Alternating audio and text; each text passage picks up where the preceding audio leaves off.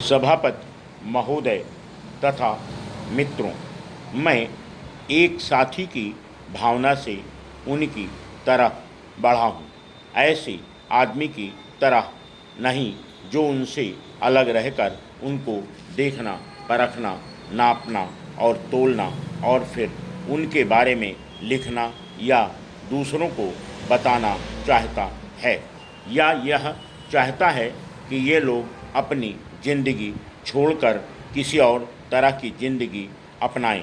मैं अपने देश में ही नहीं, दूसरे बड़े देशों में इस बात को देखकर बहुत परेशान हो जाता हूँ कि लोग दूसरे लोगों को अपनी ही पसंद या मर्जी के सांचे में ढालने के और अपने ही विशेष प्रकार के रहन सहन को दूसरों पर थोपने के कितने इच्छुक रहते हैं।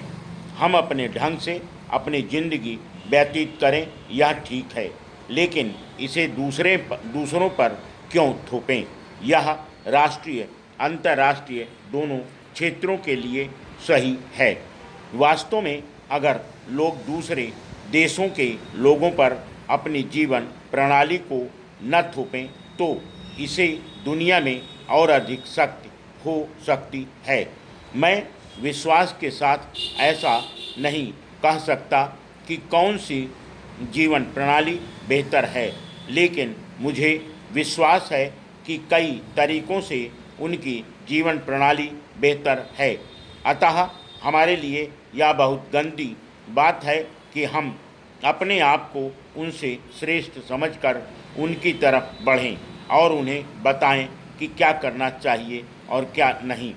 उनकी अपनी ही एक घटिया सी अनुकृति बनाने की कोशिश में कोई सार नहीं। हाँ, तो ये आदिम जात के लोग कौन हैं?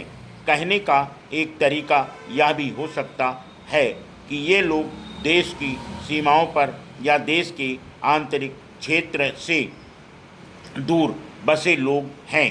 जिस तरह पहाड़ों के लोग मैदानों में रहने वाले लोगों से कुछ अलग प्रकार के होते हैं, उसी तरह सीमा पर बसने वाले लोग भी उन लोगों से भिन्न होते हैं जो सीमाओं से दूर रहते हैं। मैं स्वयं मैदानों के मुकाबले पहाड़ों के लोगों को ज़्यादा पसंद करता हूँ। मैं केवल भौतिक दृष्टि से ही सीमा को ज़्यादा पसंद नहीं करता, बल्कि सीमा के निकट रहने का विचार मुझे बौद्धिक रूप से भी अधिक भाता है।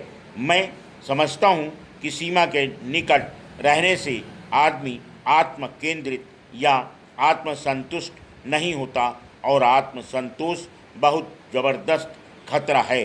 हमें उन लोगों से कुछ ग्रहण करने का दृष्टिकोण रखना चाहिए। Full stop.